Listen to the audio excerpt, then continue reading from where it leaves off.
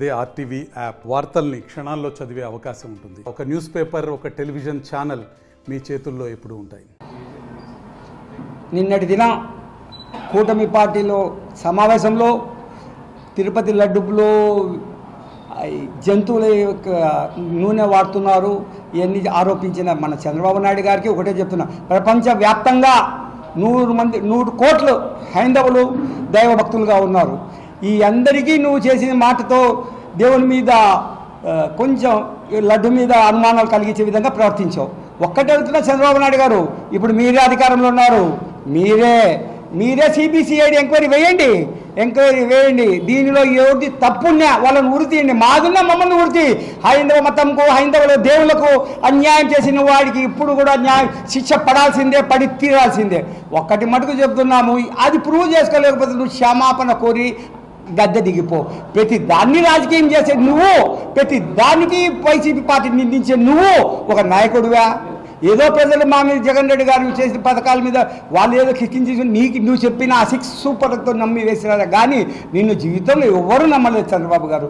ఒక్కటి గుర్తుంచుకోండి, మాట్లాడేటప్పుడు ఒక పద్ధతిగా మాట్లాడండి. మీరు ఒక సీఎం.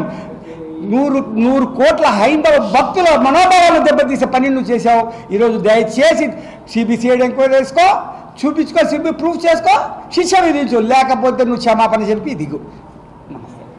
అంతే సార్. జై జగన్.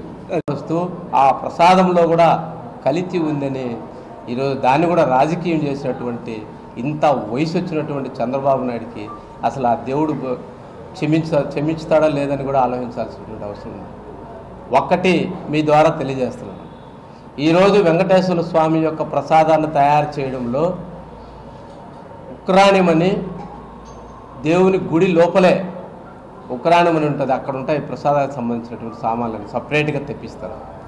వాటిని ఎంతో పవిత్రమైనటువంటి వైష్ణవ బ్రాహ్మణులు స్నానం చేసి వారే అవి తీసుకొని పోయి పోర్టులోకి వారు స్వయంగా మోసుకొని పోయి పోర్టులో పోయి వారే స్వయంగా ప్రసాదాలు తయారు చేసి దేవునికి పెడతారు. ఈరోజు దేవునికి పెట్టేటటువంటి ప్రసాదం కానీ, దేవుని యొక్క కైంకర్యములు కానీ, ఆ దేవునికి జరిగేటటువంటి ప్రతి కార్యక్రమానికి అధికారులకు కానీ, పాలకవర్గానికి కానీ, ప్రధానమంత్రి కానీ, ముఖ్యమంత్రి కానీ ఏ ఊరికి సంబంధం లేనటువంటి విషయం. అది కేవలం అక్కడ చిన్న జీయరు, పెద్ద జీయరు అనేటటువంటి మఠాధిపతులు, అదేవిధంగా సలహాదారులు, ఈరోజు ప్రపంచవ్యాప్తంగా ఉన్నటువంటి గురువులు సలహాదారులు, అదేవిధంగా అక్కడ ఉన్నటువంటి ప్రధాన అర్చకులు, దైవం ఆవిర్భవించినటువంటి వంశపారంపర్యమైనటువంటి ప్రధాన అర్చకులు, ఆగమ శాస్త్రజ్ఞులు, సలహాదారులు, వీరందరి యొక్క ఆధ్వర్యంలోనే. మరిన్ని వీడియోస్ కోసం ఛానల్ ని సబ్స్క్రైబ్ చేయండి. లేటెస్ట్ అప్డేట్స్ కోసం వాట్సాప్ ఛానల్ ని ఫాలో చేయండి. అండ్ లింక్ డిస్క్రిప్షన్ లో ఉంది.